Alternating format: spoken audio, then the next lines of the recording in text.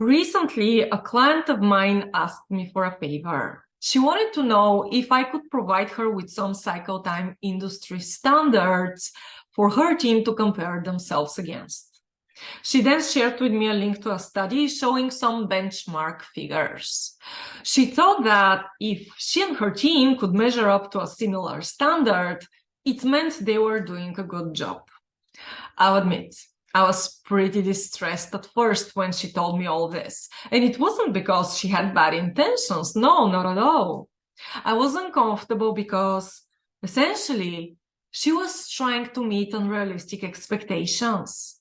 She thought she needed to get herself to fit into someone else's threshold. She was buying into the notion that if she and her team weren't able to reach a certain standard, then they were all somehow falling short. This kind of thinking is so not true. When it comes to cycle time, there is no such thing as an industry standard. And I'll tell you why. Your business is unique. Your clients, your teams, your processes, your strengths, your weaknesses, each and every one of these things is unique to you and looks different for each and every company out there. Why would you compare your results to someone else's results? It's simply irrelevant. The context is totally different. It's like comparing your lifestyle to that of a friend just because you're both the same age. Furthermore, it's disruptive.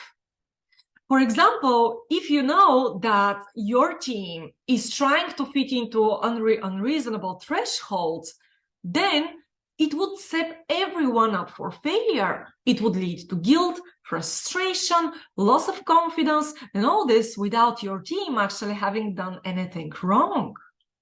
Last but certainly not least, it's demotivating. And as I'm sure you know from experience, it's harder to deliver quality results when your motivation is suffering. So banish the thought from your mind that there is some sort of a cycle time industry standard. No one has the same business context you do, period. The thing about cycle time is it's relative. Let's say your team has an average cycle time of 14 days. Let's take this example. Let's also say that 3 months earlier, your cycle time was at 49 days.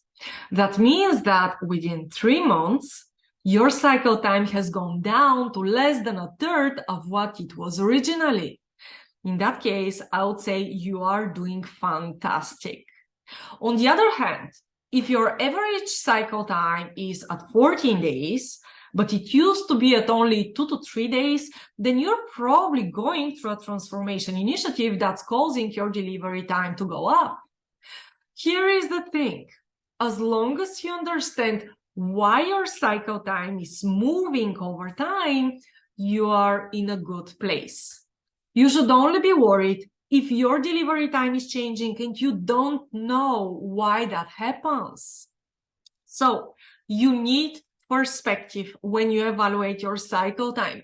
You won't be able to make sense of it otherwise. When it comes to measuring your cycle time to see whether your improvement efforts are paying off, the only thing that makes sense is to look back at your own data. If you do need a threshold, and I agree that you should do, you need to look to your own past performance, not someone else's. Look at your previous cycle time 3 months, 6 months into the past and compare it to how you're doing now. Look at your numbers. How have the trends built over time? Is your cycle time going up, going down, staying consistent? Those numbers will give you the answer you need. They will tell you if you're headed in the right direction. The only way to reach your true potential is by improving consistently, one step at a time, using your own data as a point of reference. To determine whether or not you're successful, you have to measure backwards.